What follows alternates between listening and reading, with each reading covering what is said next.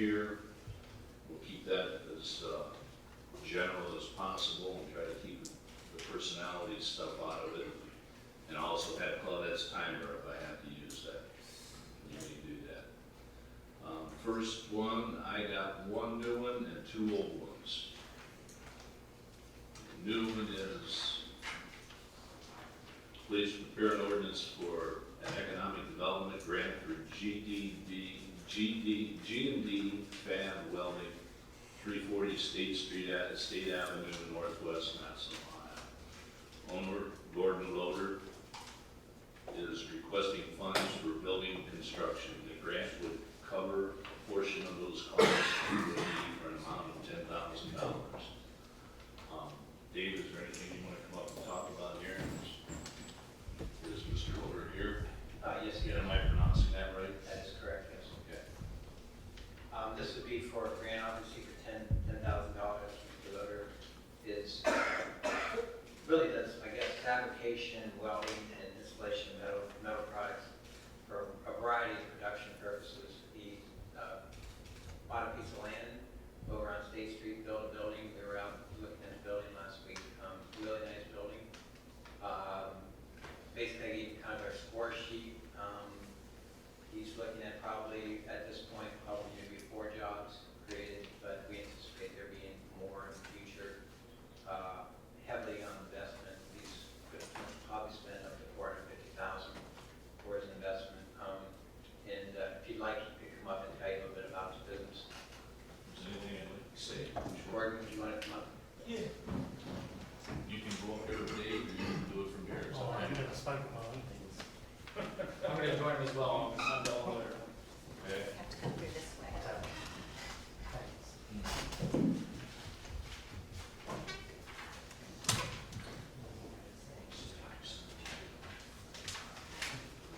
One is Gordon Loader, my son Dylan Loader, pretty much going to be in business here in Canada. He'll probably start next year with me. I've been in the fabrication game since 1979. Did my apprenticeship in Australia. Come over here in 1989. And I've been in fabrication all the time, so I do a lot of stuff with camp truck forge. A lot of the pieces, the largest piece I do is probably 80,000 pounds, right down to 1,000 pounds. I make furnaces, stuff like that. And for Shelley, I do a lot of stuff with their drums and their silos on site. A lot of my work is on-site work, and I just have the crew guy do all the minute maintenance, and then come back into the shop, do night work and day work, you know. That's about it. Any questions, ask us. On the building, I had my eye on this block of land for about 15 years. So I finally bought the bullet, and 2 years ago I bought the property.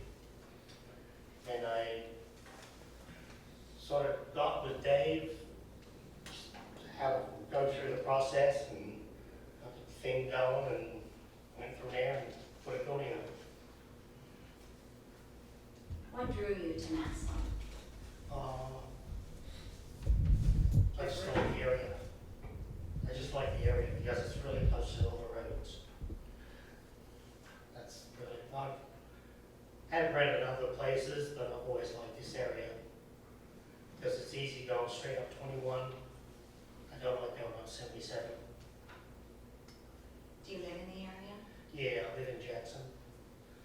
And Brewerdale, just Brewerdale and the Hills and Dales. Where's your current business located? Just down the road, I rented a place over there on Wetmore, where the old Hydrodome is. I just rent that, I have it for a year. And then I've got another place down on Lake Street, behind Ernie's Bike Shop, which I've moved out of that today and started putting everything in new shop. Thank you. Mr. request is for new business, is that correct? Yeah, yes and no, it's for a new shop. New shop, Yeah, same, but an extension of your current business. yeah. We had a building down there that was a fabricator in maybe 10 or 15 years ago. Is this the same building down there? They used to do drop forge work. No, I this just is wondered if it was the same. completely brand new. Okay. Do you envision your business growing in the future? Yes. I haven't advertised it yet. I've been doing this. It's just word of mouth. So I'm always busy. So,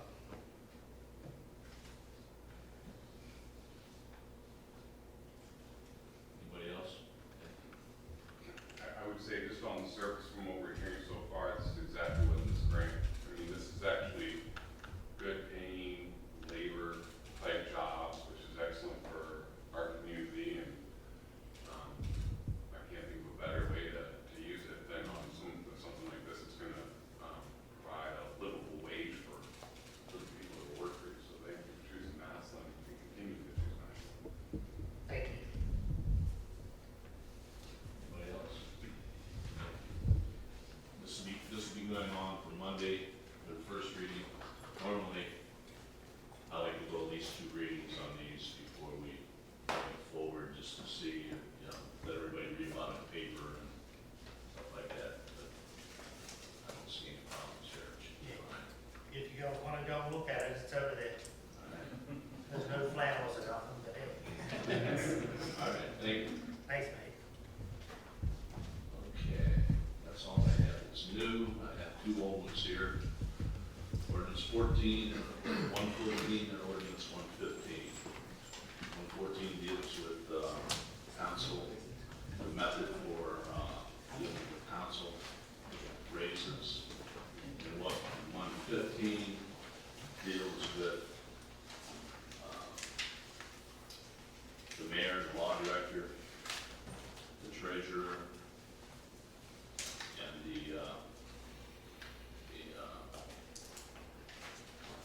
let's see, what did it say, mayor, auditor, and law director, yeah, and the treasurer. Something that came up on these about us being part-time.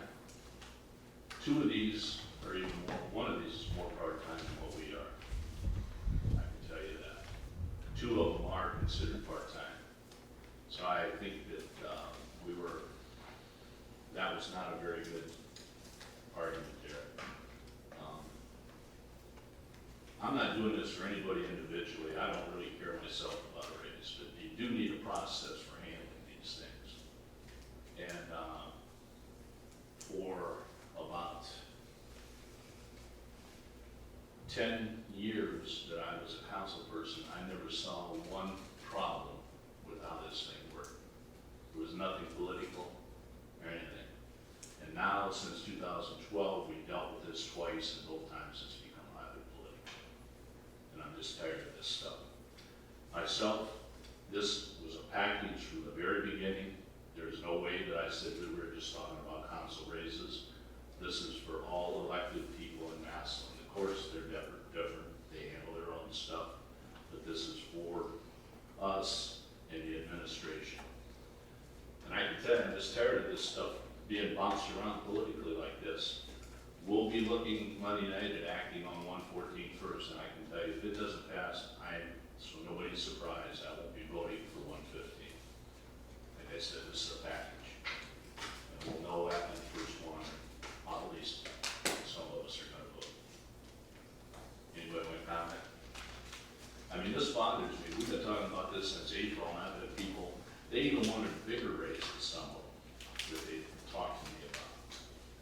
And nobody's ever said anything negative till all of a sudden about 3 or 4 weeks ago, then we get this negative comment. Speak up.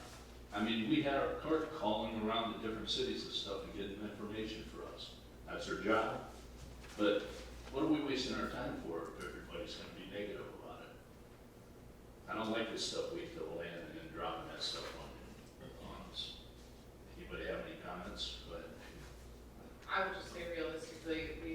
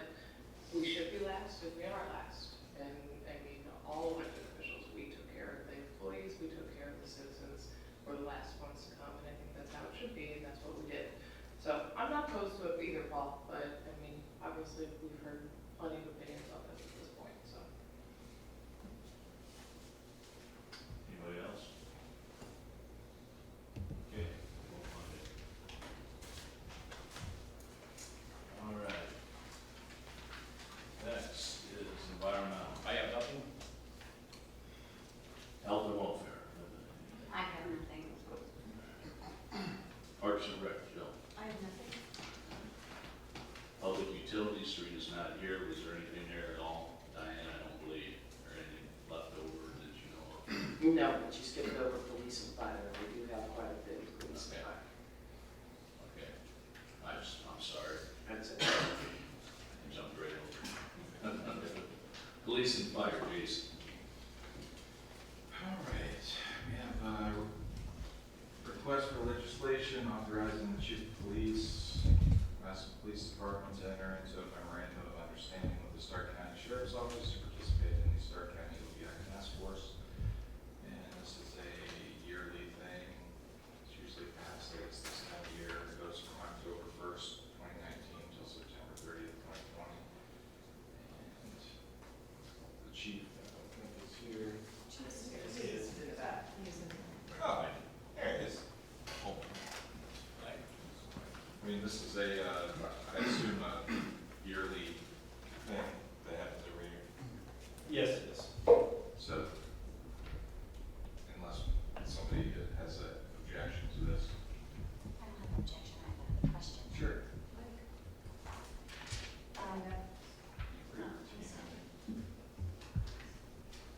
The start date is tomorrow.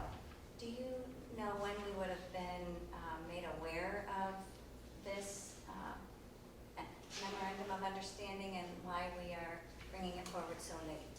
It was just given to me last week. I don't know what the delay was prior to that. Given to you from whom? One of our patrolmen, who is kind of our liaison for the OBI task force.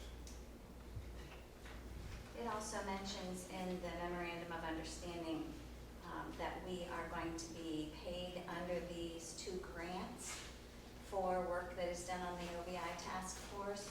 Is there a certain dollar amount that we have a limit to, or any work that we do related to the OBI task force will be paid? Do we have a limit? Well, I'm sure the Minimum? limit is established by the grants themselves. We would be given so many slots to fill for the task force, and then we would determine afterwards what the actual cost was. Obviously, a more senior officer would cost more than a junior officer that works the task force. But yes, we get reimbursed for their salary and benefits as well. Are there other police departments that are part of this, or all other police departments are part of this task force as well? There are other departments. I couldn't tell you which ones are in it or not. Thank you. This is a standard agreement, right? That's what I did at all departments. Yes, that's correct. Anybody else on this?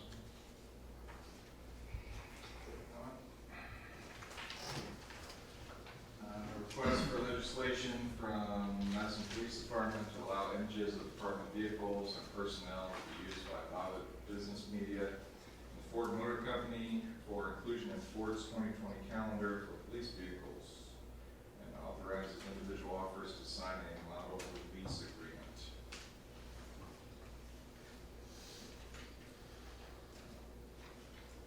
Have we done this before? No, we haven't. A little background on this. I've been trying to get with Ford for probably the past 4 or 5 years to get our department included in their calendar. I just happened to, again, last week, get a phone call from them. They had tried contacting us using our old .com emails, and it wasn't getting through. But they did finally call me, asked if I was still interested. Yes, of course we are. Their plan is to have these things printed and distributed by the middle of October.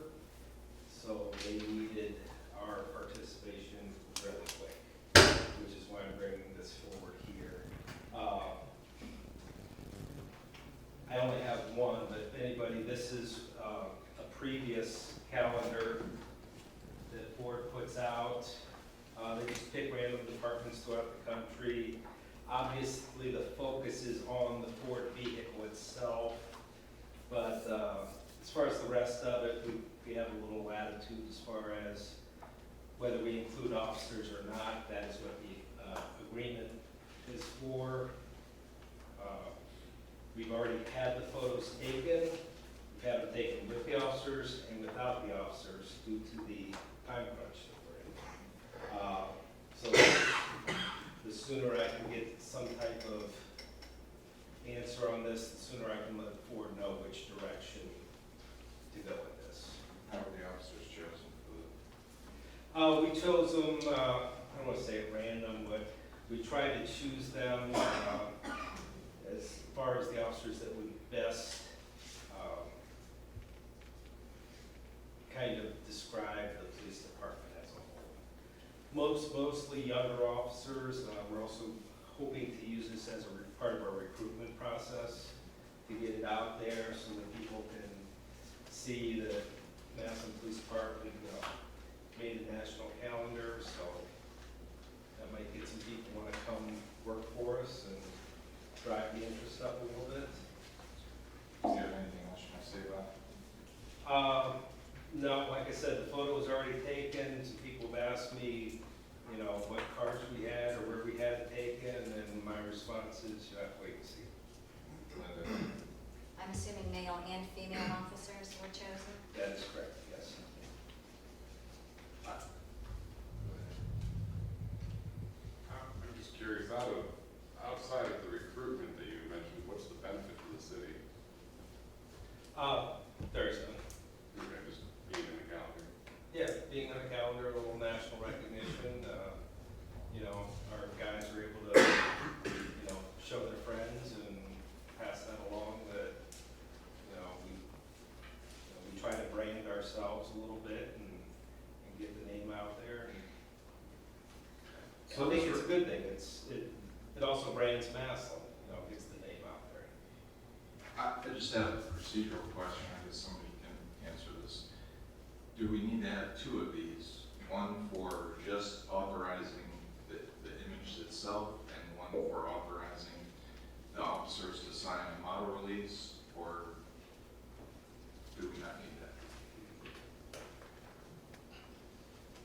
We can put it all in one ordinance. Meaning that somebody may have an issue with having officers in pictures, but don't care. Cars and No one speaks up tonight, just leave it at one. okay. I personally don't have a problem with officers being in the photos. Does anyone else? Okay. And if I may, if anybody does have an issue, kind of let me know, because I'd like to be able to let the board know as soon as possible which direction at least they can get started on, so that next week when we take a vote, that they have a little heads up and can probably have 90% of them. Go ahead, Rick.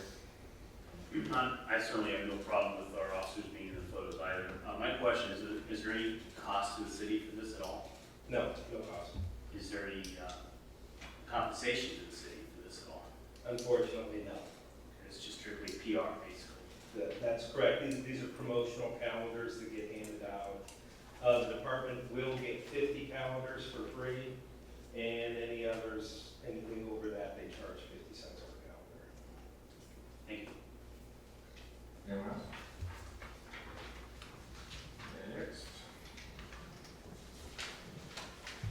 All right.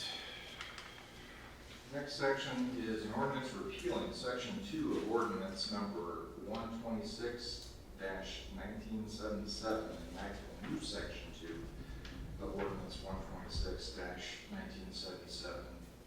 And this is just a realigning of personnel, I do believe. Chief, go ahead. That is correct. The only change is eliminating one captain's position, and that would be done through attrition by retirement or whatever.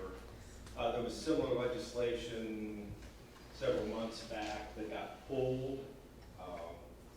Don't ask me why it got pulled, I don't know the answer to that. But in revisiting this, we decided to go with this route because I don't think there's any union conflicts that I might have to worry about. I still plan on doing the other moves It's just that we might have to deal with the unions and massage that a little bit, so I figured get this through and then worry about the others later. Well, you and I specifically talked about why you're going from 2 captains to 1. You want to fill them in on why exactly it is? Yes, in the future, I would like to see, instead of having 2 captains, more 1 captain in almost an assistant chief position. Move our lieutenants from the shifts to administrative positions, almost similar to what our captains are currently doing. Okay, put 1 lieutenant in charge of the patrol division, 1 in charge of investigations, 1 in charge of support, and then let our sergeants run the actual shifts. That would give a little more clearer chain of command, because right now we have our shifts either being run by a sergeant or a lieutenant, depending on what day. I think it would clarify things as far as chain of command goes. Plus, administratively, it would offer me a lot more leeway to get some of the administrative stuff done. I was going to say that the administratively, the police department generates a pretty massive amount of paperwork, right? Absolutely. So spreading the wealth to other higher ups in the department. Yes, not only the generation of paperwork, but, for instance, job descriptions. I mean, we're kind of working on that right now, updating our job descriptions, but we've been using job descriptions from when I got hired. So it's time to update those things. The problem is, we only have so many people in the administrative roles, only so much time. So if we can increase that, it would just be by 1 person. And I'm talking about the increase. It would help out a lot. Questions for the chief? What kind of timeline do you expect the attrition to occur? In the next couple of years is the best I can say. Our captain that might be leaving could be anywhere from the middle of next year till for another 2 or 3 years. He doesn't know, so I don't know. So it could be, a year from now or 3 years. Go ahead, Paul. The captain, did you say that would be like a captain, assistant chief thing? Is that what you said? That'd be 1 person? Yes, Not one. yes. Anyone else? That's all I got, chief. Thank you. Next, I got 1 more. The last one is a legislation request to accept a AFG FEMA grant to establish the city of Massillon as a host agency for comprehensive training tool designed to stimulate a live fire situation with all types of vehicles, including high-pressure tractor trailers. The grant is written for $118,750.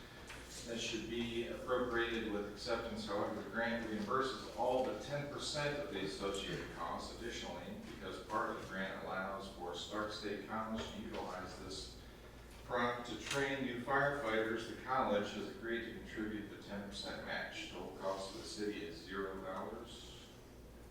Chief Burgess, you want to talk about this?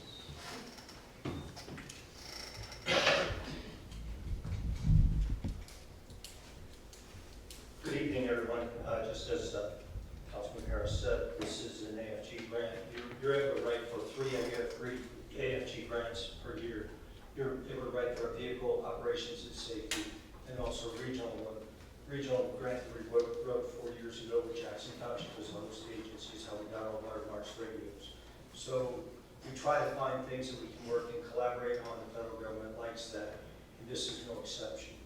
This training prop is a simulated vehicle fire prop, and what it does is it has a base, and then you can put on it such things as a flammable liquid tank car. You can put I believe it's a Cadillac. You can put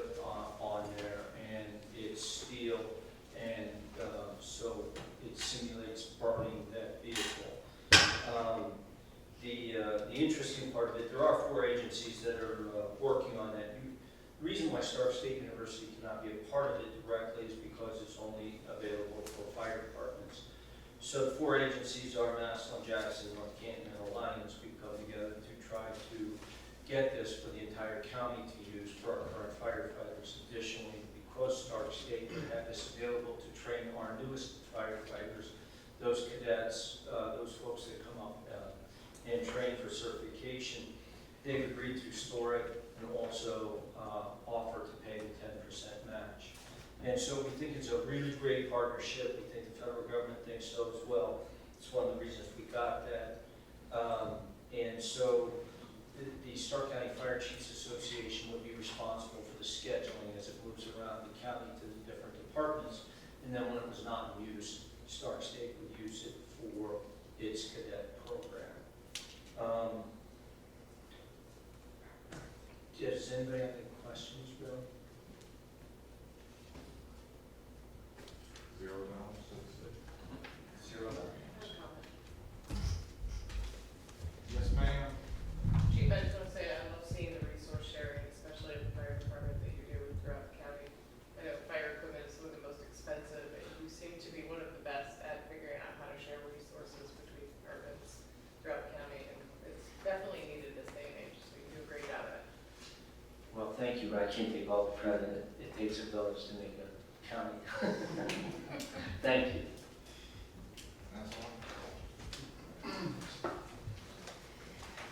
Okay. Down to rules and quotes. I have nothing. Streets and highways. I have one new piece today for legislation with Bowman Appraisal Services and ODOT for the Wales Road Improvement Project. The cost of this piece of legislation is $55,000 in change, and this is a 10% city share that's being paid out of the marketplace tip. And Wales Road, looks like improvement for the Wales Road Improvement Project. Anybody want to comment on this? Come on up. What is this specifically dealing with on the Wales Road project? Because we've seen quite a bit of legislation going through. Sure, this is to enter into a contract with AECom on the right-of-way acquisition. So AECom will do the title search on all the properties, then do an appraisal, and then Bowman will check AECom's appraisal, which is required by ODOT, so it's double check. And then once the appraised values are agreed upon, they will begin negotiation on compensation. So this is for all the properties that we will be utilizing to Yes, it's widen the roadway. correct. There's only 4 parcels that actually have permanent right-of-way taken away. They lose a little bit of the property, and all the rest are just storage of materials and winter, so they'll be compensated for that. Any questions, Linda? Will we be expanding on both sides of Wales? The Or just pavement or the right-of-way? the pavement? The pavement, yes, it's balanced pretty well right down the middle. There are some variations, but it's about 1.5 foot on each side whole. As an average, but it varies. But yes, we try to stay balanced. Comment? And the project is going from Lincoln Way all the way up to Hills and Dales? Yes, we are repaving past Hills and Dales to Taggart, but no widening. And the widening will take place all the way down from Lincoln Way up? Yes. Lincoln Way to Hills and Dales. So I'm looking at a specific place, Joey's Candle Tavern. They're right there on the street. I don't see where there's room to widen anything there. But I don't know where that is. If you have It's the corner of I have a map, I can find it. Lincoln Way and State, And what? Wales and State. Wheels and State. It's Gary. At the Dairy Queen. Yeah, we try to find a number here. Lake. State is south of Lake, right? He's not one of the permanent easements. No. There's only 4,000. He's not one of them. Where's State? I'll look it up real quick. But So we have everything here. That's perfect.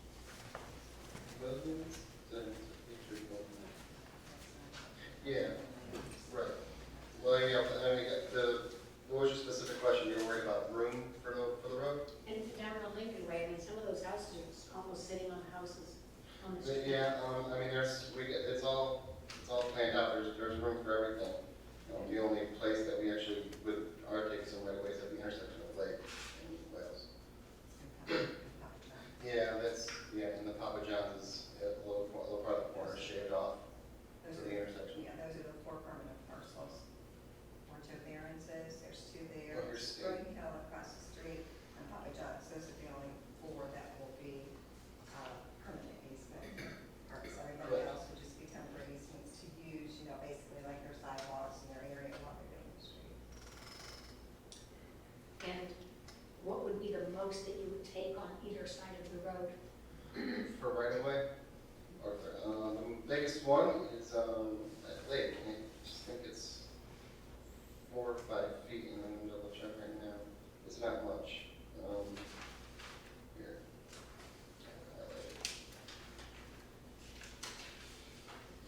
Probably have it in area, so it's gonna be an acreage. Biggest take permanent will be 04001.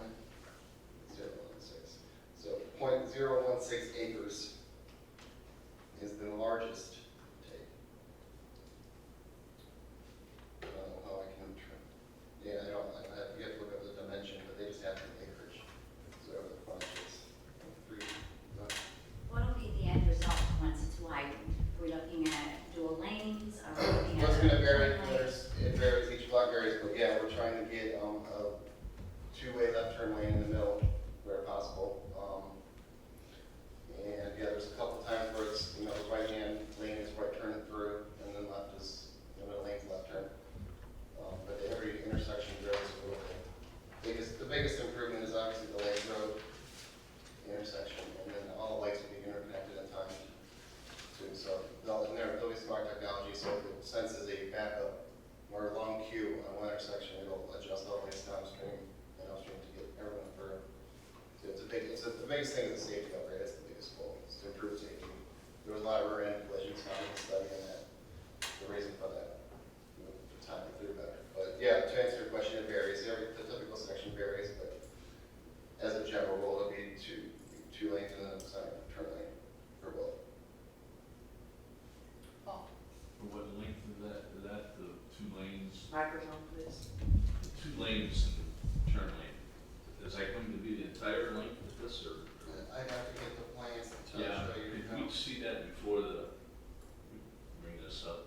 I'd just like to know what's happening, like from State Street to. You want to see the actual road design? Yeah, plans? I don't care about the .01 whatever acres. I'd rather know if the street is 36 feet now, is it gonna be 38 feet Okay. afterwards? That's what I'd prefer. Yeah, I can't answer that. There's so many cross sections that vary depending on where you're on the road, but I can definitely get that information for you. The intersections are gonna be considerably bigger though, I mean. Right. Right. Yeah. This legislation is only gonna be dealing with about 4 permanent This legislation is allowing these 2 companies to begin the process. on those 4. It's on everybody, On because everybody. there will be temporary usage during construction that will be returned back to the owner once it's done. Okay. Only for, to have some permanent take, yes. Okay. Mr. Harrison? Is this for just the road? Because you said it's about 1.5 feet on each side of the road, so in some spots that goes all the way to the sidewalk. Is this including sidewalk replacement? The project scope, yes, there's new sidewalk. The whole way? In the scope. I have to double check, not the whole way, there's some replacement.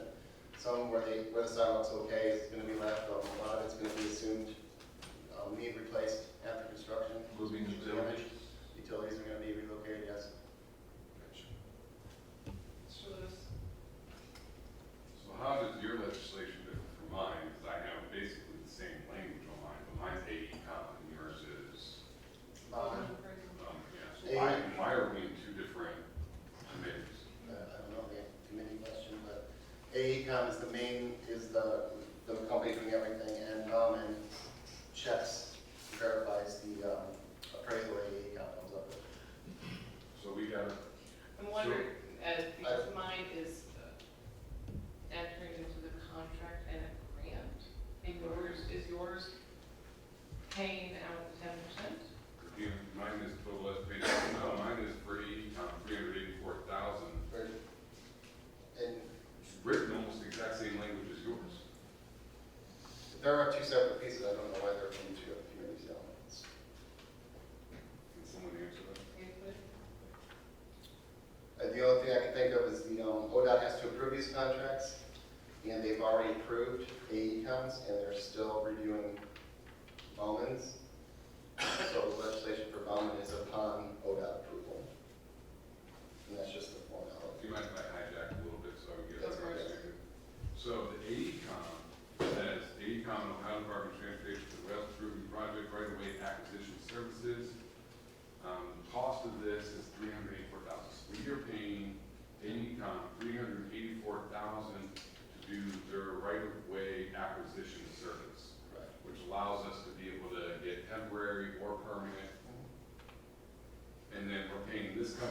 here $55,000 Right, to check that AECom's work was right? to check their appraisal, correct?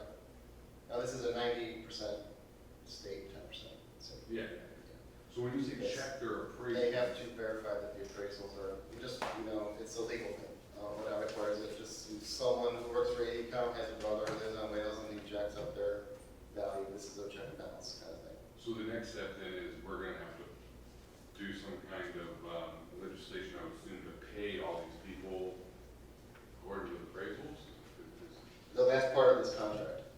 That's in there. Oh, so That's the estimated cost in there. We have, 949,000 set aside for this. And it's coming in at, both of them together at 440. So they did estimate what the value is gonna be, what they're gonna. So that's paying AECom, paying Bowman, or whatever, and paying the landowner. Yes. Seems like they should probably be together, but, or at least in the same committee, but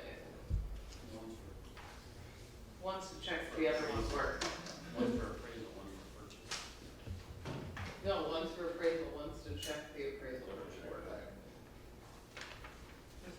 You said pay the landowners? Because we're paving and we have to compensate the landowner for what we're. Yours is the compensation of the landowner, I'm assuming. Mine is just to check the appraisal. And when is this project, I live on Rose Road, so this is near and dear to my heart. Okay. When is it starting? What phase? Actual construction? Like, well, utilities will be moved, in October of 2020. But the actual roadway improvement won't begin until, June of 21. So from October of 20 through to mid-spring, they'll be moving their utility poles back and relocating all the underground stuff. And then when they're done with that, contract will come in and begin actual construction in June of 21. And are they thinking that this is going to improve the appraisals of homes or depreciate them? I would assume it'd be improving the actual value of the homes. Yeah, because then we'd have a lot less congestion, brand new sidewalks, brand new pavement, look like that, new curb, less pollution. Mr. Harris. Total time frame project? There's From end start of construction, November. from start of moving the utilities. Utility begins in October of 2020. And the road will be completely completed at November of 22. Yes, 2 years because it's maintained to traffic. It's open the whole time. Mr. Ransom. Yes, I just want to point out to everybody, like I said, Microphone, please. the 10% city portion will be coming out of Massillon Marketplace, TIF. We've had some discussion about this in the past, about how we're using it. This is a far stretch from Massillon Marketplace, is what I think. We couldn't use any of them in South Erie or not? South Erie was funded differently. South It Erie. was county, South area is municipal road funds. right, but Walnut, And Walnut, yeah, it was hopefully municipal funds as well. Mr. Lewis. Maybe I'm having a bad day. I'm looking at this, looking at the RW acquisition services cost proposal, which is where we're generating this $384,000 from. And we see in the appraisal section of $88,000. And the title research that we're gonna pay $47,000. I'm assuming that's just researching all the titles, making sure everything's clear. I'm sure, yeah, make sure the owners, should they say, are the liens or delinquent taxes. And then the appraisal section, I referenced before, the $88,000, that's the actual appraisal and going out there. And Yes, that's how I read it. that's how I read it. And then we have negotiation, $196,000. And it says includes letters, packets, negotiations, billings, document preparations, plan revisions, and coordination. Is that also where any payouts to landowners would be, or? I believe so, yeah, if there's not in our section that says. That's Negotiation, probably road extension, that makes sense. The next section says closings. Yeah. I mean, that's the only thing that seems substantial enough to Right. include it. But I just find it odd that they don't actually Say, say it anywhere. And I'm, yeah. I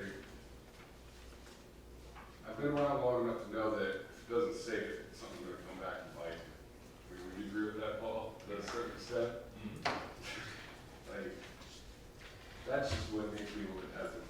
Like, yeah, it's a great project, I'm 100% support the Wales Road project. As Mr. Manson said, it's coming out of the tip, it's all funded, we're good to go. But it just seems like weird.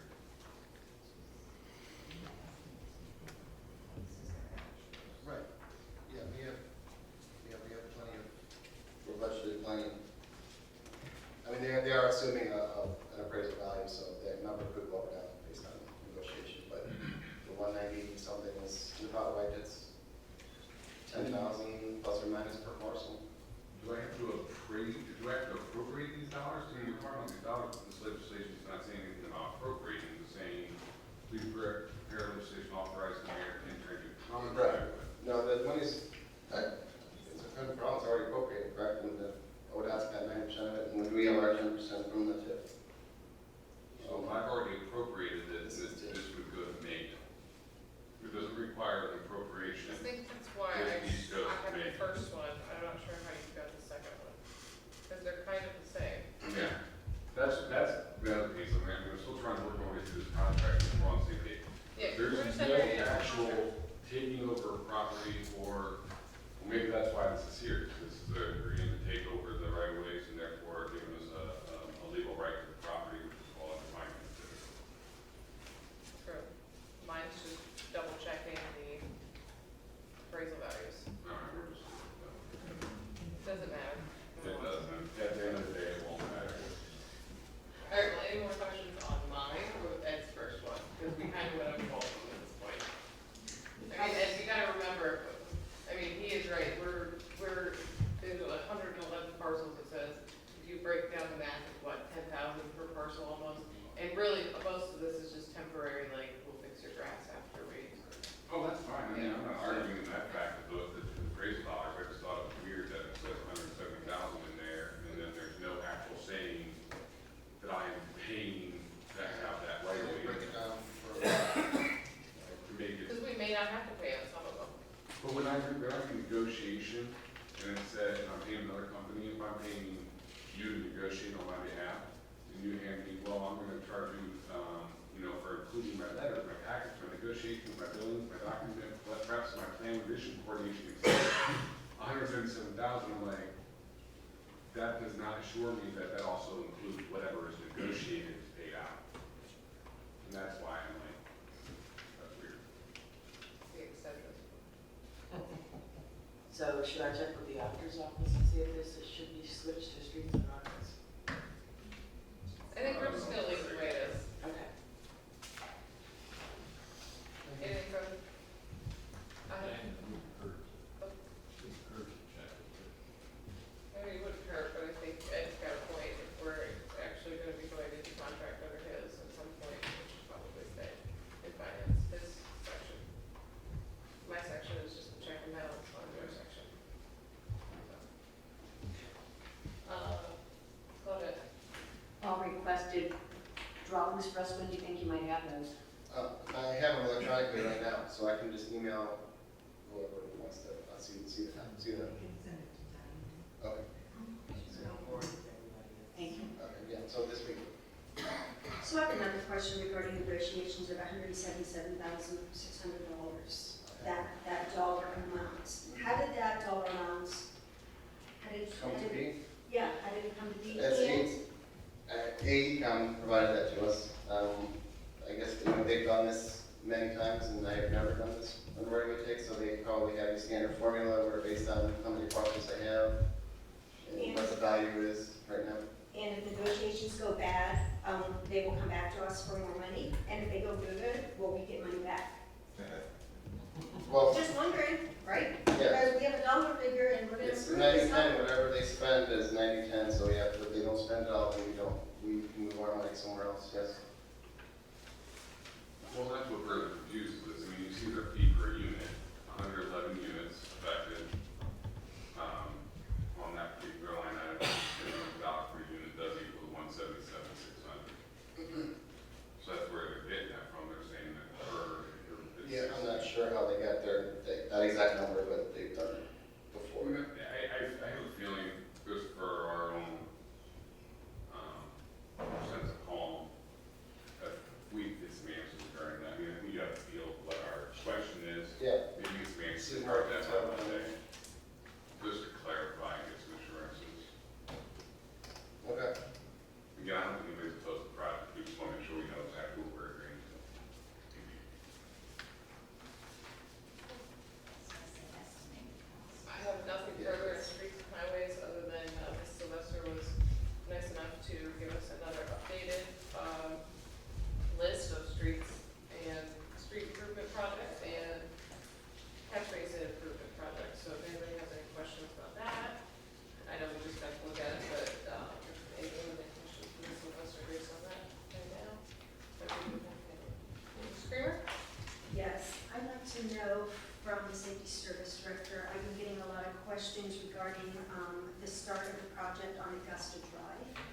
and what that project is going to entail regarding those property owners and this property?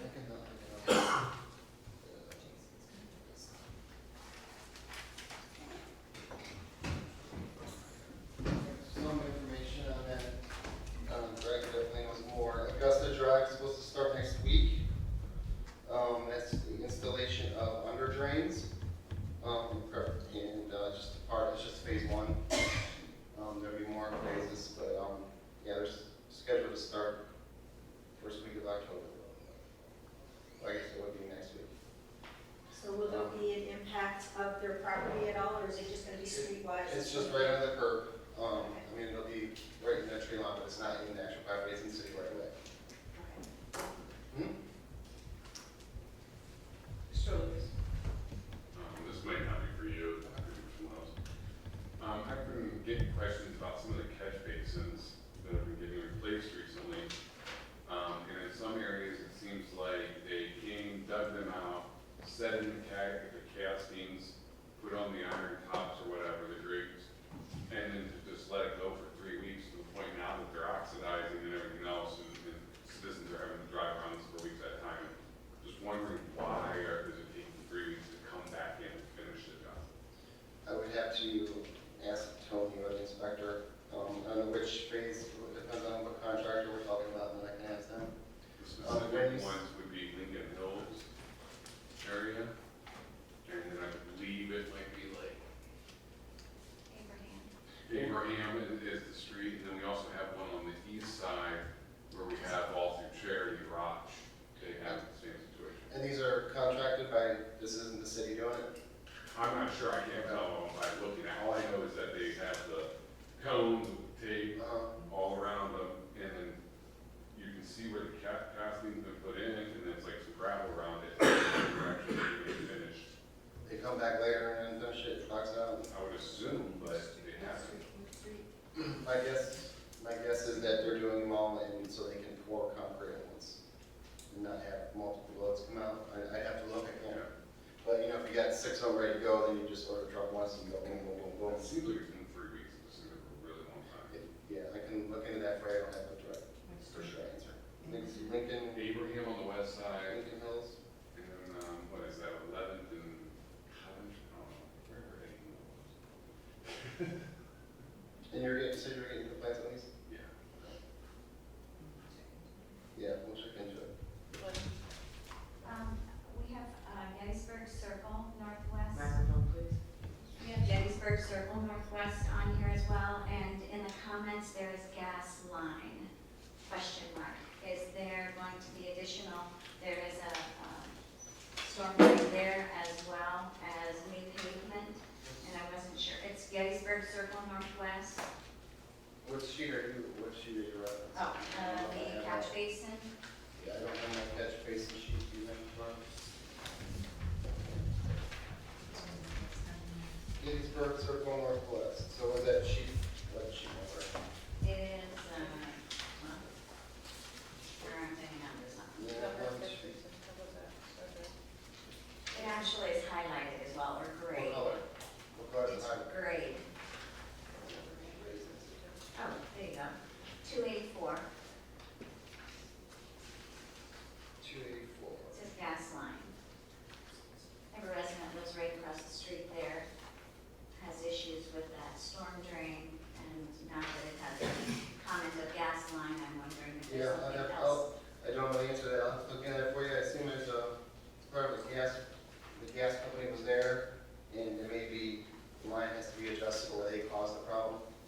And we have it marked to contact them, but I'll have to send that information and write it down. I'll follow up for you and find out. Okay, I appreciate it. 2803, you said? 2803? 284, Oh, I'm sorry. Yeah, line 28, the address is 2803.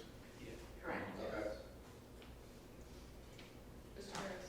We can check it out. Yeah. That one was just a new update. I looked at the old list, they didn't have that one marked on there, so they must have run into some issue maybe Yeah. when they did the leaps or something. And the gas company To may get have the messed something up, and- Yeah. or it's in the way and we have to come up with them. I'll find out, sure. Thank you. Just one quick question. I was 4 streets were getting paved, the catch basins would be replaced, especially the ones with cones on them. Yeah, right. My road was just, the street that I personally live on was just paved last week. And they paved right over the catch basin, and they paved over the manhole in the middle of the street and basically made it a pothole. Really? What street? Woodruff. Well, that was straight. Oh, that was, okay. We'll have to work with that wasn't contracted, all right. So that was a, thin coat, talking about the street department? There was no grind off. There Right, was, that's just the pavement preservation. We usually do that just to give the road another year or two before we actually come in and pave it. And that's done internally for state costs. So I will look into, you said wood, so they took the cone away from the catch because basins. it's not there anymore, they paved over it? No. I mean, there's still a drain there. Yeah, There's no cone on it anymore. but there's just. So if someone drove over it, you would seriously damage your All car. right, so all right, I'll look into that then. And if this comes up, I mean, if you can send us an email as soon as you know about it. It might not be a bad idea too to like put some like yellow spray paint around the manhole cover at the bottom of my driveway. Yeah, they should not do. That's a huge, I mean, it's like, Okay. I will talk to the street department tomorrow. No. Okay. Yes, these catch basins on Massillon, I was down talking to Tony at the street, at wastewater treatment plant. He's the one that's doing all the inspections on these, right? Right. We started into this in 2017, we had plus 300 catch basins that were considered to be 4s and 5s, and I mean, those are critical. You shouldn't be even driving over those either have cones or metal plates or something on them. Now, we have 415 of them that need done. We aren't even putting a dent in it yet. That was another part of my problem with us cutting back on the taxes by people that work out of the city. We have a street levy that's going to be up in 5 years, and we're not making any headway on catch basins.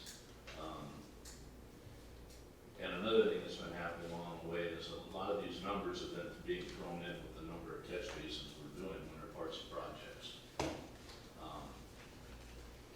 We had like 200 catch basins in these projects we were doing this year, only 19 of them were like 4s and 5s. It was just a general replacement of the catch basins when you're doing a new project. So, we are not making much headway on the catch basins at all. We need to double our effort. Until we get to a reasonable level, and we're not there yet. We shouldn't have any 4s or 5s, those should be critical. Those should be things that break them down, and we maybe have to do them right now because of safety, and we have 400 of them set around the city. So the question, Mr. Ransom, is it lack of dollars or lack of resources to get these fixed? I believe it's lack of dollars committed to it.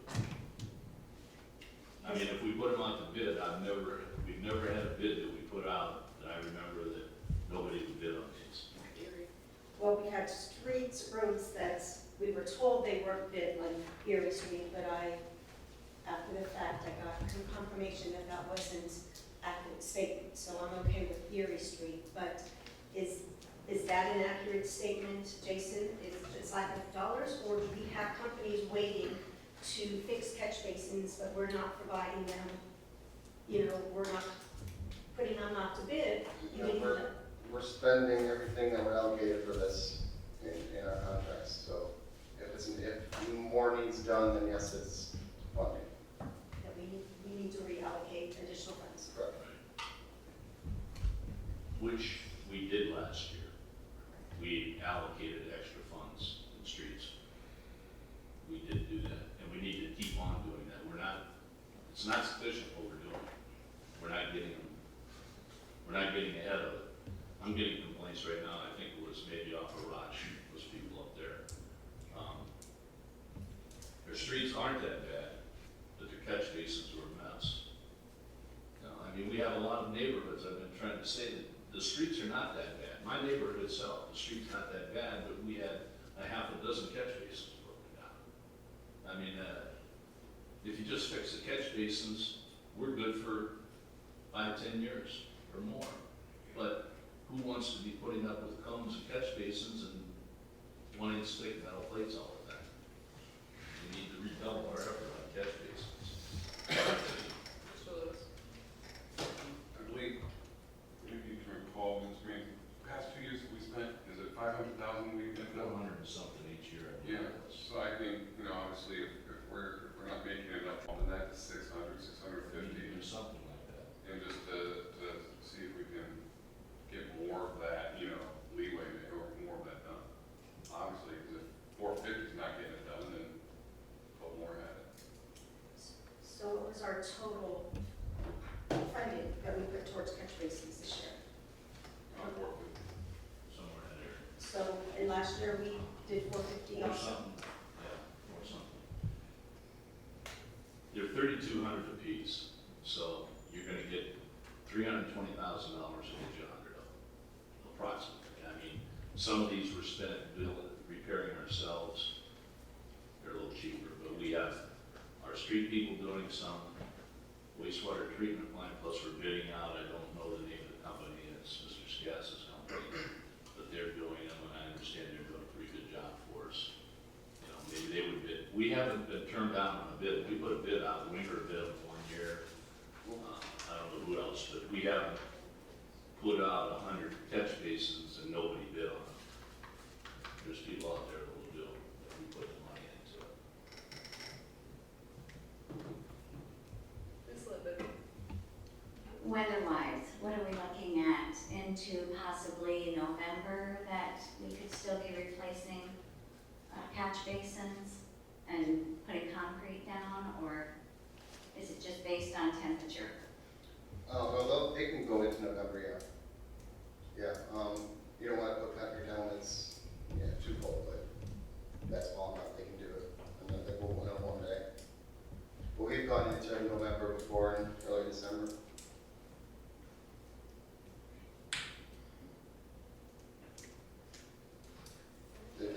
Our program this year is almost complete. Phase 1, they had 40 catch basins, and they have about 7 left. And phase 2, which Holderbaum is doing, they have 33 45s, and they're already halfway done. So both should be wrapped up this month. So if we allocated more dollars yet this year, how many additional catch basins would you estimate that we could complete? I think this year would be too late. We'd have to put something together and bid it out. And by that time, they're looking at starting in November, and we can extend, let them go through the winter into the spring, but I think it would be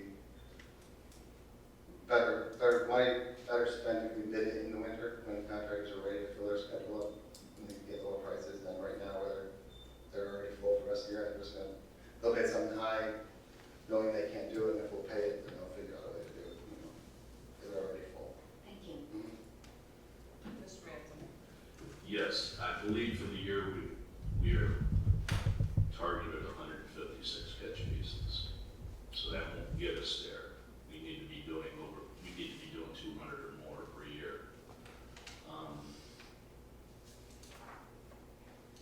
We just have to come up with more money to do it, that's all. And we had the money, but, I don't know, it seems like we always find someplace else to spend it, but the 4s and 5s, there shouldn't be any of those out there. I mean, they don't even like 3s. I know talking to those guys, they're dealing with the streets, they don't like even 3s. We should have all the 4s and 5s done, those should be an emergency thing. When they break down, like the number went up this year, okay, we had a terribly rainy spring and stuff like that, and a lot of these catch basins washed out. You know, and that's why the number went up so much. But regardless, at the rate we're going, we're not gonna be through the 4s and 5s in our 5-year plan. So then, Mr. Manson, our goal should be 200 catch basins, then early part of 2020.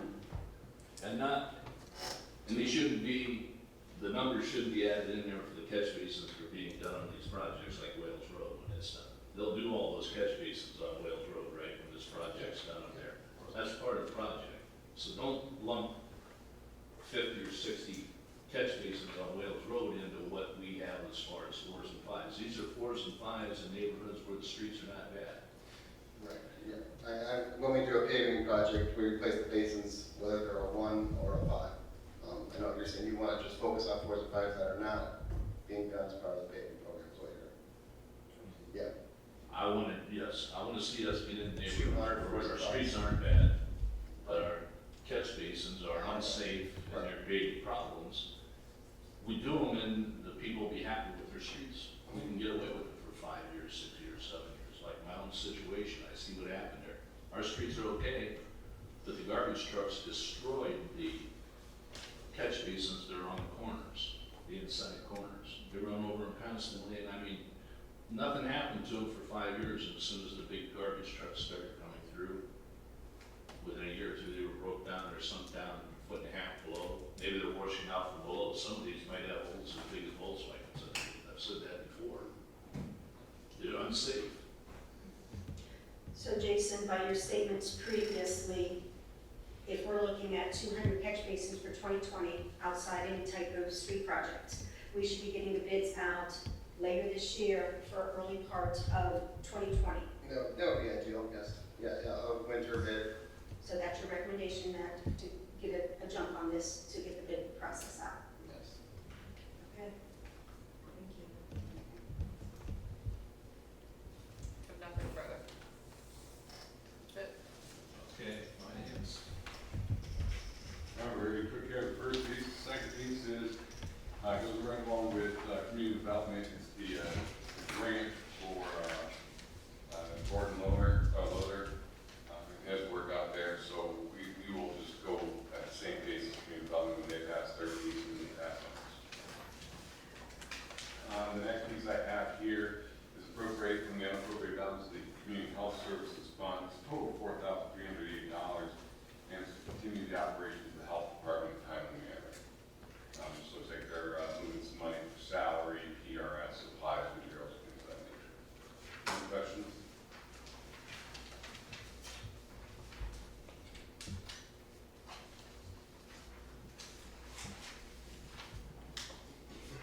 The next one here is to prepare an ordinance to appropriate from the unappropriated balance the wastewater treatment plant treatment fund. It's $130,000 for servicing contracts. It says the treatment department entered into a new 3-year sludge hauling contract with Birch Hydro Inc. The sludge hauling rates increased per land application, $33.06 per day. Per dry ton and Cape Raw sludge increased $52 per dry ton. Okay, did you guys get all that? And due to the increase in sludge hauling, the account will be short funds for 2019. Do you have funds available for pay? Do we have someone that can speak to this?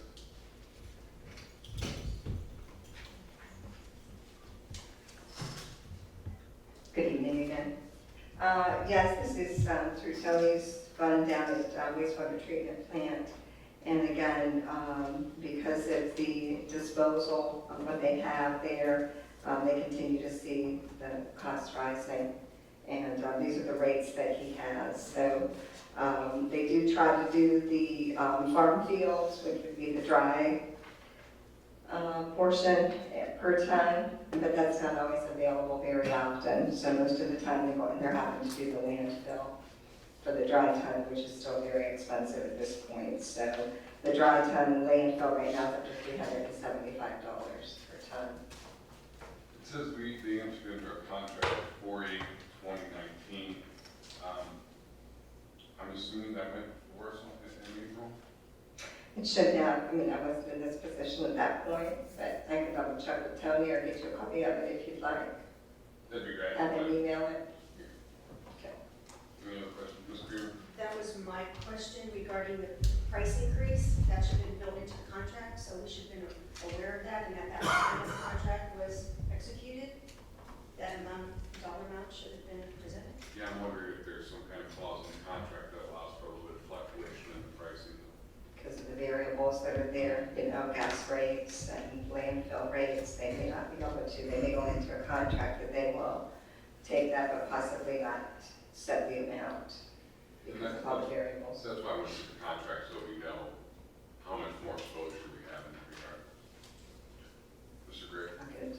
So just to confirm, these dollar amounts per dry ton and so forth, these are what the new contract is for the next 3 years. Yes, that's correct. That's what's locked in No, not locked in. for No, the this 3-year is contract. where this is where he's saying they just notified him of the price increase. That's why we want to see the contract to see how much more it can move. Okay. And I guess I will also put out there, when we look at the wastewater treatment fund, it's important to also note how that fund is generated. It's going to be through our sewer bills, obviously, that every citizen of Massillon, the residents are paying. Also, we have some that's coming from the county level when you're getting out in the Perry, Jackson Township, and those areas. So those residents are also paying into this fund.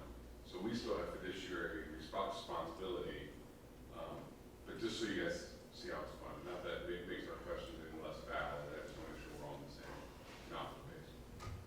Mr. Gray and then Mr. Mason. I'm still not clear. So in April 2019, the wastewater treatment department entered into a new 3-year contract, right? That's Is that what it says? And these rates that are specified here are part of that contract, correct? No, Tony's saying that there is an increase for the land application per ton. He's saying that there is an increase.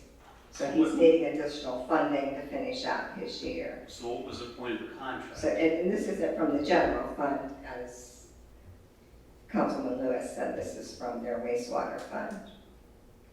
Mr. Gray. Maybe I can send you a copy of it. I wasn't in this position at that time, so. I'm curious if the contract either has a variable in it, or if these rates are in the contract, but the budget at the end of last year didn't have these rates, and now he's finding out it's coming up short due to the new contract. So that's something we're going to find out. We're gonna find out by looking at that contract. No, Tony sent it over electronically. I'm sure he has it. Mr. Albert can come visit us anytime, but it's nice to us. That's his favorite thing to do. Diane, you're gonna send that to all of us as well.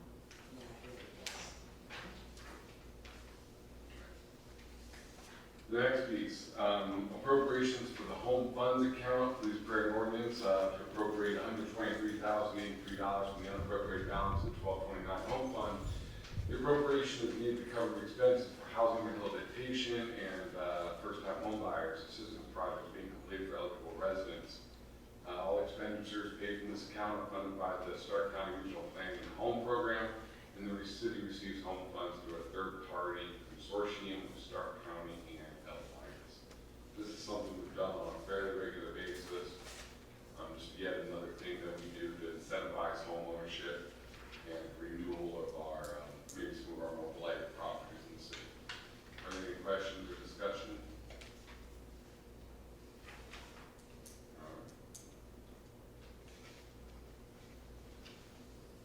Now this one, next one, I don't think it reads very well, but we're gonna try our best here. Proposed legislation to appropriate $41,564.18 from the 1234 Parks and Rec Fund to $23,000 for the labor line for the Legends, $6,500 for servicing contracts line, $379 to the Medicare line, $36,6296 for the PRS, then $771 for workers' comp, and then $6,000 to supplies line, and then $1,250 for Legends Health Insurance. This is to realign their budget for end of year. I did see Mr. Pedro this afternoon. He can make it to the next meeting if you'd like him here in order to discuss these adjustments if necessary. But it is just a transfer within their own lines. But since it's not, let me restate that. It's not a transfer within their own lines in similar senses. This was appropriated in Parks and Rec, and it's being moved to a completely different section of Parks and Rec, and that's why we vote on it compared to signing on. Does that make sense? If you'd like Mr. Peter here, let me know, and I'll make sure he's in attendance. He's also said I think he's gonna call you this year, but talk to you while I missed you.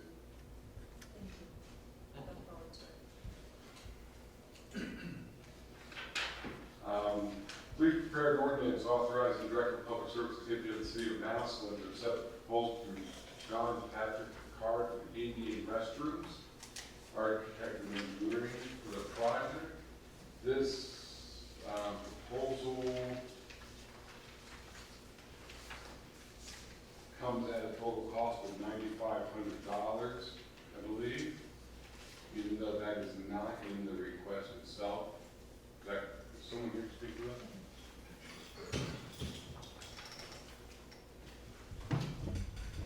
Yes, that is correct. It is $9,500.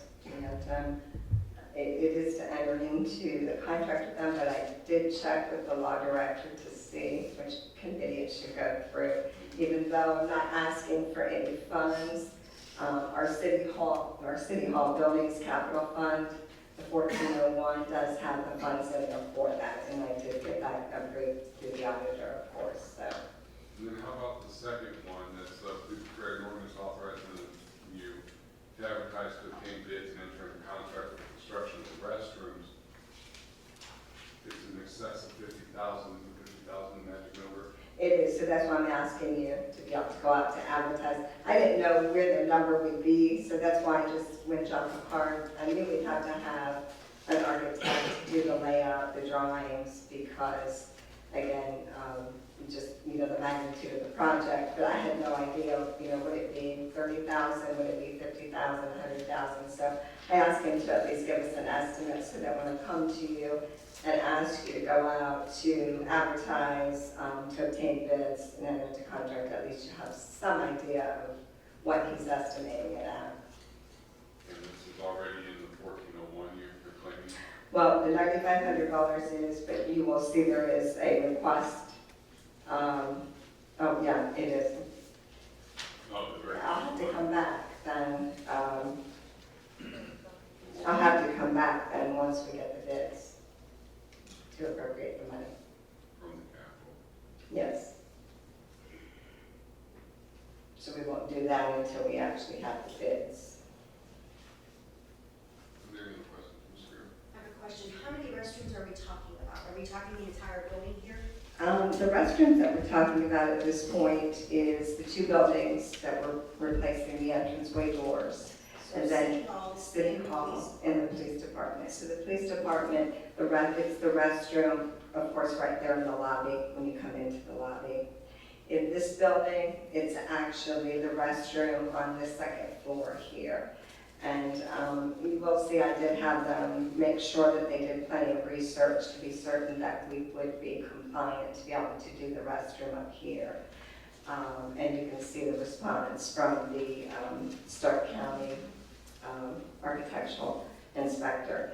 So, because basically this restroom up here, most all of the work is going to be able to be done inside of the restroom, with the exception of the door having to be widened, of course.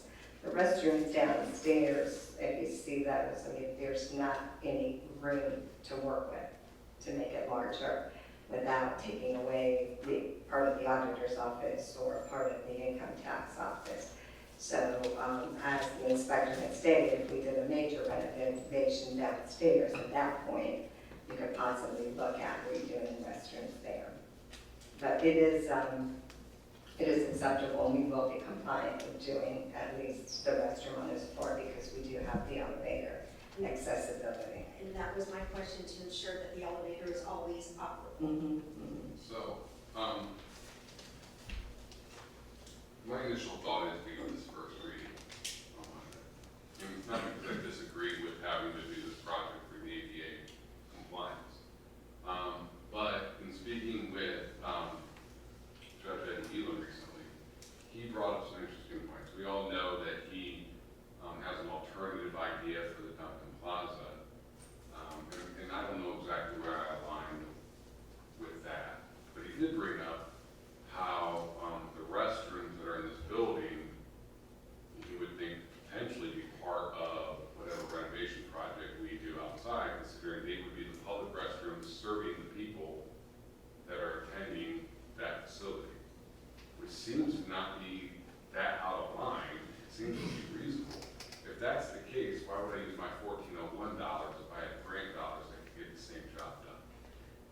restrooms that they would use would be the restrooms in the police department. Those are the restrooms they use now. Yeah, but that's what I'm saying is you're including those restrooms in this project.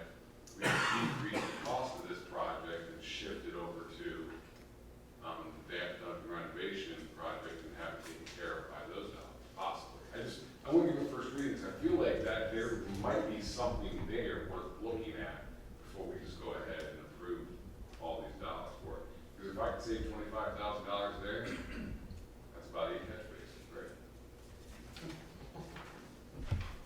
All of the grant funds, et cetera, in for the Duncan Plaza project. So this would certainly delay being ADA compliant for many, many months, and I think that certainly has some liability related to that.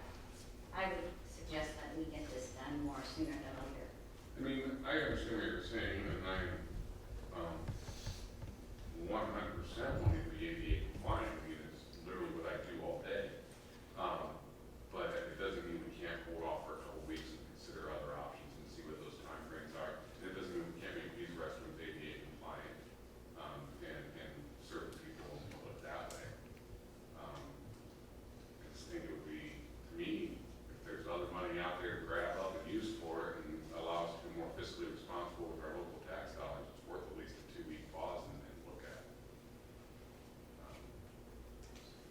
What's my thoughts on it? Does anybody know what the Duncan Plaza plan had for restrooms? I mean, this makes sense to be using they're right here, whether even the first floor of this building, we have restrooms down there. You know, we're gonna have a lot of people here. I don't see why we couldn't use both sides of this, the east side and over here. She just said they couldn't be ADA compliant on the first floor. No way to do it. Second floor. Well, I think there's an additional concern of opening this side up, is that we have to have security on this side. If we open this side up to the general public during concerts or something like that, there's no way to keep people from walking up and down the stairs. There's multiple offices. The police station's locked down, so they can only get into the lobby and then go to 24 hours a day. We can lock everything down around it on the first floor. You know, we have gates out here on this floor that we pull down and shut down. I just, with the courts and everything on this side of the building, I think it would be a major concern without having some kind of security or police in this building watching, and, we have income tax, auditors, everything down here, letting the general public kind of roam without security would be a concern, I would think. Storage of documentation as well. Acting on liability though, a little bit. You know, this never came to us until about a month ago. I think we're acting pretty quickly here, anyhow. We're doing a good job there, and I think that way if somebody was concerned about liability, because they look at we are moving on this. I think we're doing what we're supposed to be doing. I don't think I'd be worried about anything as far as liability. You want to take another week or two or something to consider something. Because I can totally see us doing this, and then getting into the Duncan Plaza project, and then it coming up, oh, we need to make these bathrooms bigger, because now we have 1,000 people down here, and so then the $25,000 I just put into that bathroom gets thrown out the window, because I'm gonna have a contractor come in and tear all that up to do some other renovation to it. I just wanna make sure we're looking at it thoroughly, and like Mr. Ransom said, we have moved pretty quickly, it's only been about a month, and a 2-week pause to hear some other opinions and hear some people out isn't a horrible idea. So, like I said, my recommendation is we're gonna do first reading unless I have a lot of council members saying, hey, we're ready to move forward, no need to, and then I'll do the will of the council, so. The next piece I have is please prepare an ordinance to appropriate from the unappropriated balance of the capital fund, $8,500. And this is to get a trailer and mower that are needed for the safety of our street department personnel. The mowers need because they have areas that have slopes, and this mower is specialized for that. The trailer is designed for the safety personnel for loading and unloading the street paper. And then we have, it looks like, Massillon here. Do you want to speak to this, Mr. Vest? Yes, that's correct.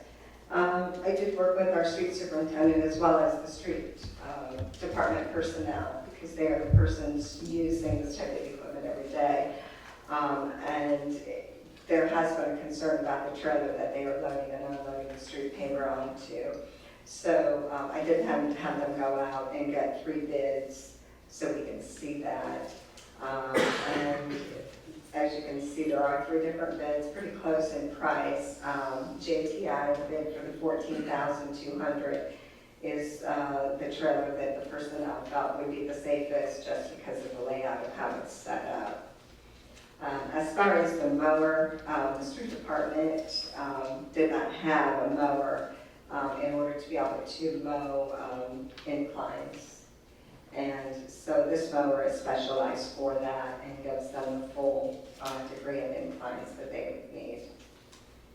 So these estimates I'm looking at, it says an Ecoline multi-max paver tilt, that's the trailer for $14,200, right? Correct. The next page I have is from Kaufman. That's correct. And that's for the trailer as well. That's a $10,000 trailer. Correct. And then the third thing I have here is STS, and this is just a trailer as well, That's correct. and that's for $13,900. That's correct. And then docks is the lower That's correct. for $12,769. So total, we're looking at, if you go with JTS, that's the preferred one of the department, we're looking at about, what is that, about 27,000? It's about 27,000, that's correct. And you only need 8,500 because the account holds the rest. Yes, it does. Well, you'll see the next item, we're making a transfer from that account. Again, I work with the auditor's office to not want to have to, pull any additional funding or appropriation if we didn't have to. So as we look at the budget, and we're getting close to the end of the year, there were additional funds there that she felt comfortable with us moving that over. So we transferred that over, and there is a balance in that account, also $6,100. So with the transfer, then yes, that is just the balance then that we need. I have a question. So regarding the mower, I know the Parks Department and the golf course also has purchased and leased mowers. Has that avenue been pursued regarding the street department purchasing or leasing a mower through the same vendor? I believe it is the same vendors that they use. The street department has purchased a new mower here recently as well, so. Okay, so Docs has been the vendor that. Yes, because Parks- again, sole source, they felt because of the mower that they needed to be able to do the inclines. I can't speak on behalf of the parks. Docks is also a small business, it's still inside the city limits. No, it's right outside. The other side of the streets. Yeah, when you get that far west, you never know, but That's right. one way or the other. I don't think we have any more with equipment companies inside. Halls wouldn't be either. Well, Yeah, it's they probably look, is. the John Maybe Deere one. it's not. Yeah, motor down here. Halls maybe. All right. I have a quick question about in the subject, it says the 1,400 capital fund, Mhm. but in the line it says 1,401. Is this 1,401? Yeah, it has to be because the transfer is going to be 1401, 1435. Yes, it is. Thank you.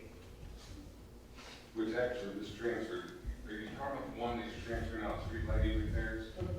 Yes. This is going to drive me nuts a little bit, so I need some clarification here. How is the street lighting repairs fund funded? Like, where's that money come from? The 1401 account? Yeah. Well, it's through part of the capital through the budget. Yeah, but I mean, so we have the street lighting fee. This is the second time this year this has come up, where we see money coming out of something labeled street lighting to go fund something else. And if I'm charging my senior citizens out there $26, I know it's not a lot of money, but we say we need all this money to help offset the street lighting costs. If I'm charging them this, and then all of a sudden I'm at the end of the year taking $13,000 out, and it's the second time I've dipped into it, so I can buy a new mower, I feel like we're being disingenuous with our need. But Well, we've had expenses come out of that account this year, okay? Basically what happens is if somebody does hit a street light, they're uninsured, they don't have any insurance, that's what we have to pay for from there. So again, depending on, how many times you're gonna have to pull from the account, it's not, it's not certain how much money you're gonna need into the account. Like some of our other funds as well, we will transfer within those accounts. But, okay, and I understand what we use this fund for, because we've had to use it in the recent. I just want to make sure that when I tell a citizen of Massillon that yes, there is a street lighting fee in place, and they say, well, what's that used for? And I tell them that is used to pay the electric bill associated to the street lighting, that is indeed accurate, and that we're not offsetting other needs through those funds by transferring this money right now on that side. But you can confirm that for sure, the auditor's office, but the street lighting fees that they're paying to the electric company is out of a different fund. And then when I get confirmation, I'll sign it.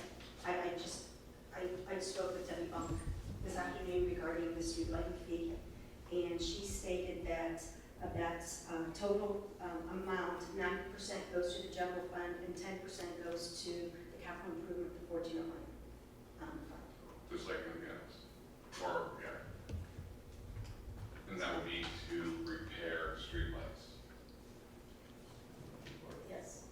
And it generates $350,000 a year, so 10% would be about $35,000 to the capital.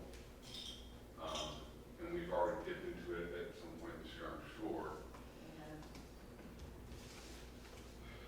I'm sorry, I know I'm being difficult, but this is just a pet peeve of mine. It hurts me when I observe this kind of stuff.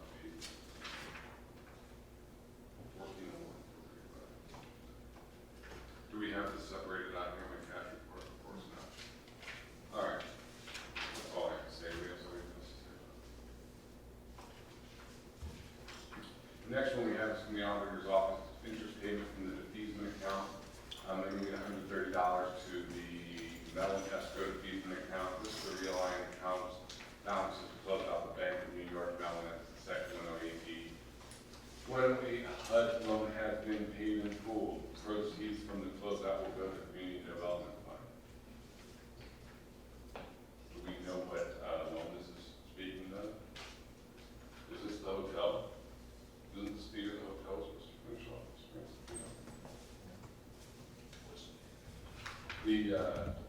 The New York Mellon has a section 108B HUD loan has been paid in full. The hotel? Thank you. So essentially what this is, when we took the buyout from a few years ago about the hotel, and there was, we had to take that money and put it into I knew it was a New York bank, that's why it triggered my memory. And we had to sit in that bank and it slowly paid on the note or the bond that we had on it. And 2019 was the expiration. So this means that we are completely paid off. There's no connection whatsoever to the hotel. We're done. All right? I'm sorry, I just called you on the spot. I just knew you were here at that time. To go along with this, we have a situation like that with the high rise too. Yeah. But that will be paid off soon, I believe. This is actually good news. Just look. If I'm looking at the right one, for the $132, it says the proceeds from the closeout will go to the Community Development Fund, 1203. So what is the closeout amount? Yeah, correct. Thank you.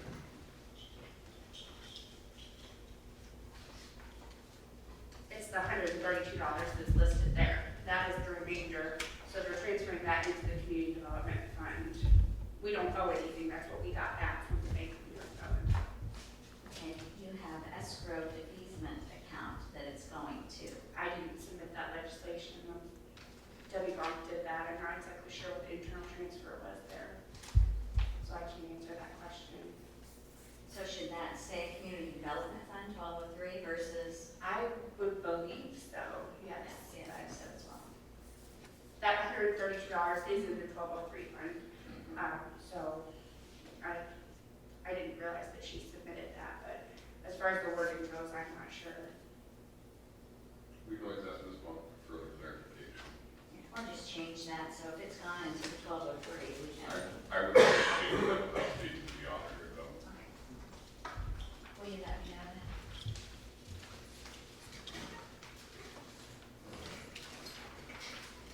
Figured she asked me, so I guess you think I'm gonna need it, I can't make it there tonight, do you have any questions? I was like, well, at this point, no. But of course, at 8 o'clock.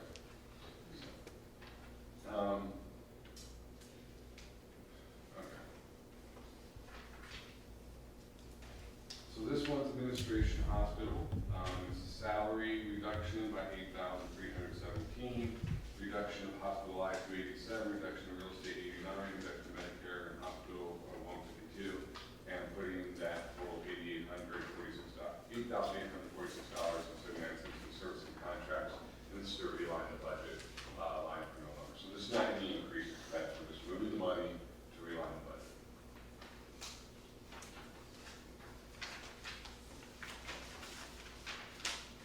Park and Recreation wants to reduce legend uniform allowance by 1,000, unemployment legend by 2,000, travel seminar by 164, F&B service contract by 3,000, and putting in the salary $6,164, realigning the budget for the end of the year.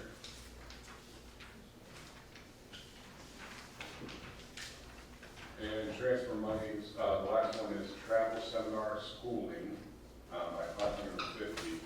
This is the health department, I'm sorry. Service and contract by 1,000, and supplies, materials, and postage by $1,550.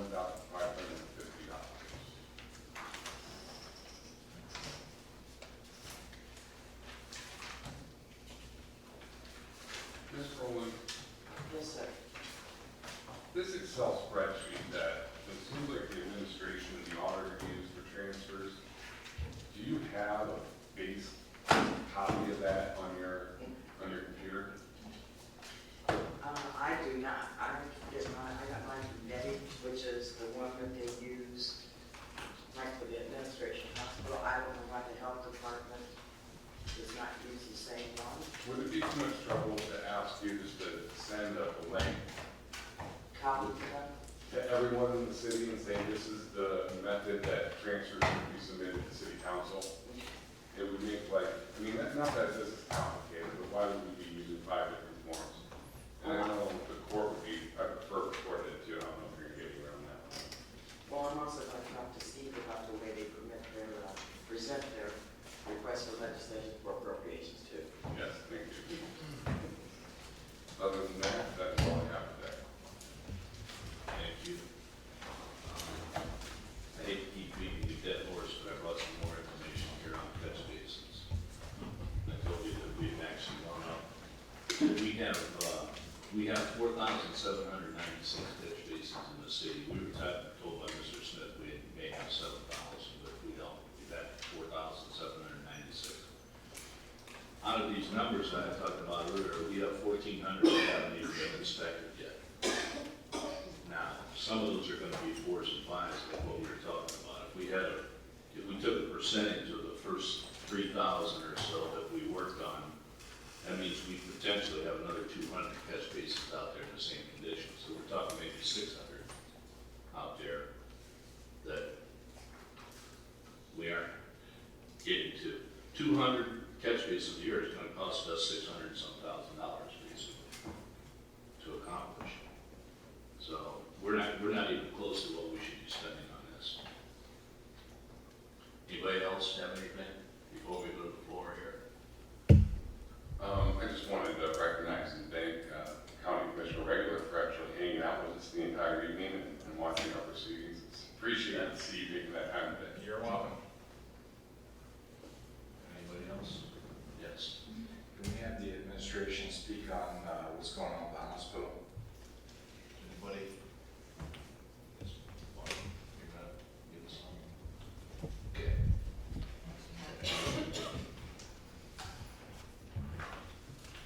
I actually had a few updates to give to you this evening.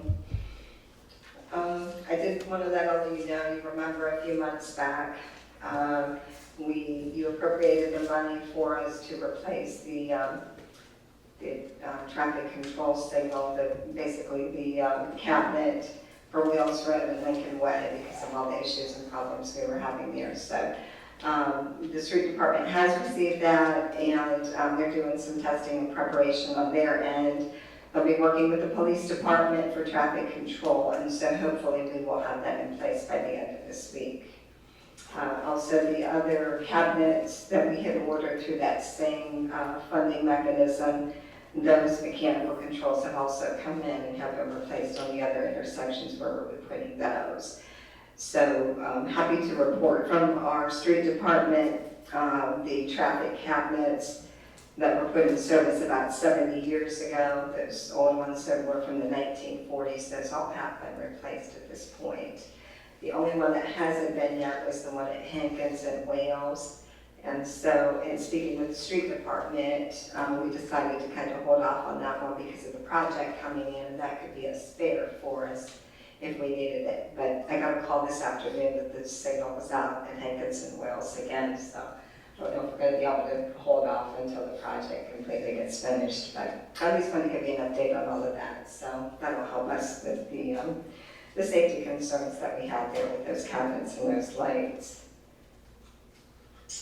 And the update on the hospital, the mayor did receive a call from the VA, and basically they said that at the end of last week that the plan was submitted to the Office of Policy and Planning in DC, and that we could have additional information from them on approval within a few weeks from this time frame. The next step after that then will be procurement. So it is a good update that they called and did give to the mayor. And one last update that I did want to hand out to everyone this evening. We are going to, I've been coordinating with our street department. We are going to do a fall yard waste drop-off because of, we've had a lot of residents question. I know Councilwoman Letman had asked us about this.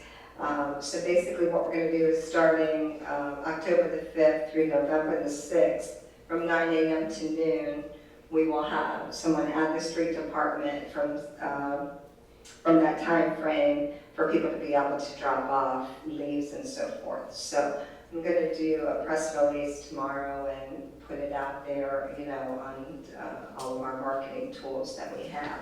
But I did bring a copy of the brochure that we put together.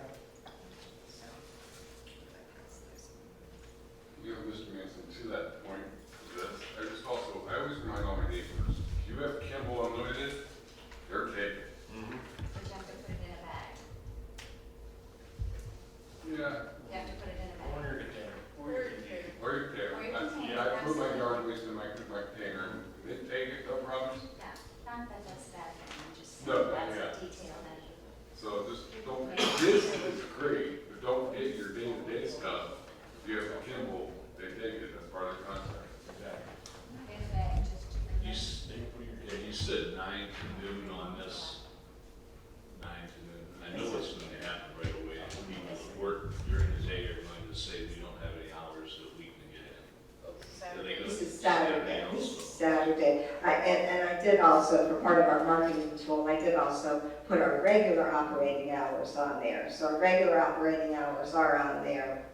And then we put the Saturday on there as well. So it's for Massillon residents only. We will be asking for proof of residency. Okay. Thank you. You're welcome. Thanks for bringing it to our attention. Appreciate it. Coming from the residents. That's what she said, so I checked into it to see if it was feasible for this year, so we'll go ahead and get it started. Mark, how long, I mean, you may not know this, how long does it take from getting to this step with the hospital to the procurement step? I don't know. I don't know. I Did we mean, possibly- each step along the way, you know, they have, you know, given us updates as soon as it's gone to the next level, if you remember that. All the departments that it's had to go through. So, you know, we're thankful that they're giving us updates, but to get an actual commitment from that, we could try and see, you know, give them a few weeks here. Have we asked maybe other communities with VA hospitals, clinics of this size, how long it took to get from that step to the procurement step? We have not, but this is probably, I guess I shouldn't speak on their behalf, but just my own mind. You know, this is a little bit, and Dave could probably, you know, confirm with me a little bit different, because this is something that they've been looking to do because of the, what was passed last year, the Mission Act that was passed that says, you know, no veteran should have to travel more than 60 miles. So I feel like this is, you know, something, a project that they're looking at, you know, across the country. So again, because they made the statement of how many veterans that it would serve. So, you know, they are doing their due diligence and going out and figuring that out when they're putting these plans, business plans and models together. Being a veteran, I'm wholeheartedly happy that they're looking at this our big hospital. But at the same time, I'm going to urge the administration, and I will do my due diligence as well, to contact some different communities where these VA hospitals and clinics are, to see how long it takes to get from that step to the current step. Because I think, I mean, we're obviously on a timetable here. We have to figure something out. Yes, and they do know that. So, Anybody else? Just one last comment here. When I'm criticizing the stuff on the catch basins, I'm not talking about our employees at all, or any of those department heads. The problem is we're not giving them enough money to have enough manpower or to get enough of these things out. We have to find more money for that. And that's another reason it bothered me that we gave that money back to the people who work out of town before our 5-year plan was done. Anybody else? Okay, anybody? Yes. Mr. Reddick, come up, he said a few quick words to say. Yeah. Well, thank you, boy, I'm gonna have to check with Gordon and see if he does catch basins. That'd be a good little job for him. But I'm here in support of Gordon Dillon and their Fab Shop and their application they put in. I want to thank the administration, the mayor, and Dave for their help, because, you know, everybody hears about the Hendricksons and the Shears Foods, but it's the small manufacturing, and it's the small Fab Shops like Gordon and Dillon want to do that really, it's the backbone of what we're all about. And, you know, Stark County's in a very good place right now. We've seen unprecedented growth in economic development, and not only Western Stark County, everybody sees that. I mean, if you haven't been by Henderson lately, take a look out there, and of course everybody sees the Shears building. And we're seeing it throughout the county, the economic development that's going on. And I want to once again thank that the mayor has been involved with in strengthening Stark and on the Stark Economic Development Board. They are our arm for economic development in Stark County. Our sales tax in Stark County that was projected to bring in $21 million in 2011 is going to almost hit $30 million this year. That's a sign to me that the economy is rolling right now. And the other thing I want to thank is Chief Burgasser. Chief Burgasser has been instrumental in getting everybody coming together. We're finally on the one radio system, the Marks radio system. We're working on looking at the dispatching the final piece of the CENCOM study, or GenCom I think it is. And then, but Chief has been there since day one, supporting, you know, mutual aid and working together and getting everybody on the same radio system. So I just want to say that thanks to the Chief. So, but it was fascinating. You know, I love sitting in on various council meetings, and so you guys are doing a good job. Thank you. Thank you. Could you sign my sign-in sheet for me, please? So I get your name correct. Thank you. Anybody else? I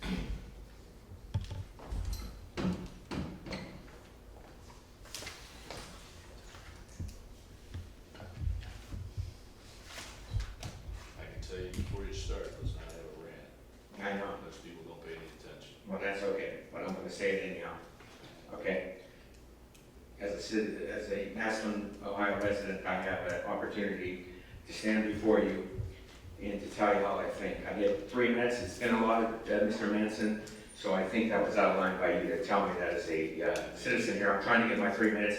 If you don't listen, that's your business, but I'd like to at least state my case if I could. Or you denying me that? Go right ahead. Thank you. LJ DeLuca, 2954 Veterans Boulevard, Southeast Massillon, Ohio. Okay, we had national closures here, Mr. Manson and everybody else. They left at 2:15, okay?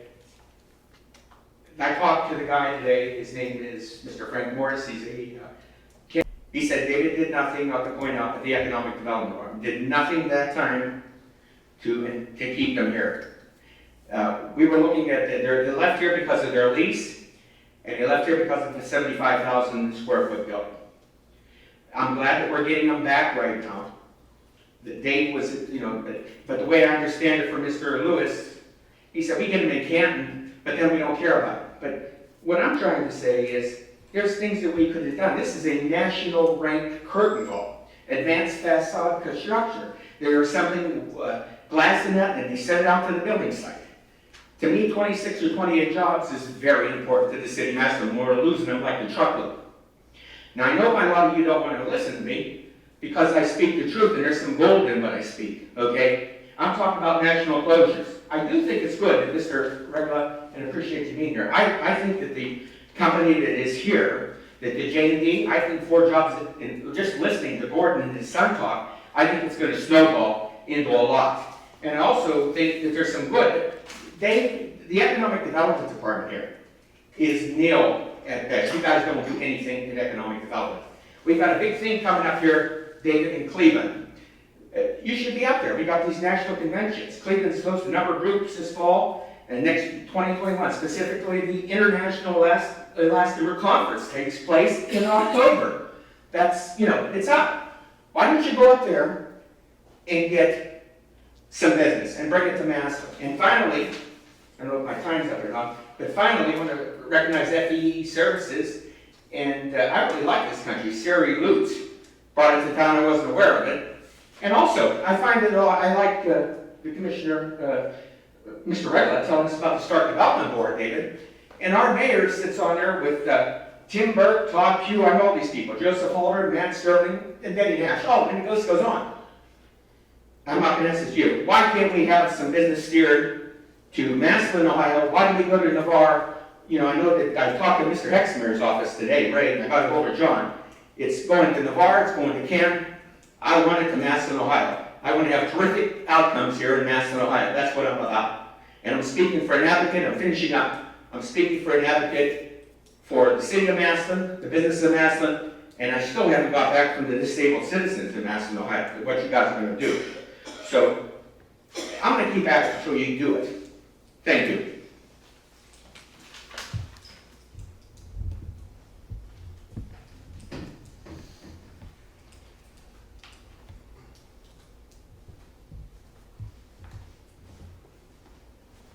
Good evening, Council. Jim Abisto, 2443 Whitmer Avenue Southeast. And I had a total different subject I wanted to talk about tonight, but I'm going to adjust that after the discussion listening tonight. There's a misconception out there, and it's political, and it's election year. And we like to say, we use this term carryover for our city. We've had a carryover. We had this financial fiscal emergency. We got ourselves put into that because we begged the state to get there. We did find $1 million in the fund that was not originally reported to the state. We did find $600,000 in another fund that was not originally reported to the state, but nobody wants to talk about that. So we created an emergency for our city. And then what did we do? We solved it in 8 months. That's a miracle. Is it because of our economic growth? I don't think so. We solved that problem in 8 months. And that's because it wasn't necessary. Now, going beyond that, we like to talk about now all of a sudden we're in this carryover mode. We've got 1.5 million carryover. We've got $2 million carryover. You know what that means? We haven't paid our bills. We can keep telling the people how great we're doing financially, but Councilman Manson, you're exactly right. We have a lot of things that need repaired in the city. We have a ladder truck sitting with a broken frame that's gonna cost us $1 million to replace. It's sitting there over at the street department. We have another $800,000 equipment the fire department could use right now, they would like to have. We have several employees they could use. So we need to stop telling the people and be honest with the people. They're not babies. They can hear the truth. We have no carryover. If I don't, I'm a hot dog man. Everybody likes to laugh about it. I'm a hot dog man. Guess what? If I sell 100,000 in hot dogs this year and I never pay my bills, I made $100,000. I got $100,000 carryover. It's that simple. Even a hot dog guy can understand that. So when we keep telling the people we've got this carryover and we can cut this tax or we don't need to raise that tax and so on, Mr. Manson, I understand that that's a killer issue. There's no way anybody's gonna reverse that decision, and I don't think I will. So, but I'm not blaming you, but you have pointed out a point, a good point. We are not paying our bills. Just because we have carryover does not mean the city is doing well. Because I'll guarantee you, if you take all those catch basins, roads, we just did 12.5 miles of roads at a cost of $6 million. Guess how many years and how many millions more that's gonna cost us? So guess what? Massillon, Ohio is still in the red. Make no doubt about it. And the citizens need to understand that. Thank you for your time. Appreciate you. Thank you. Anybody else?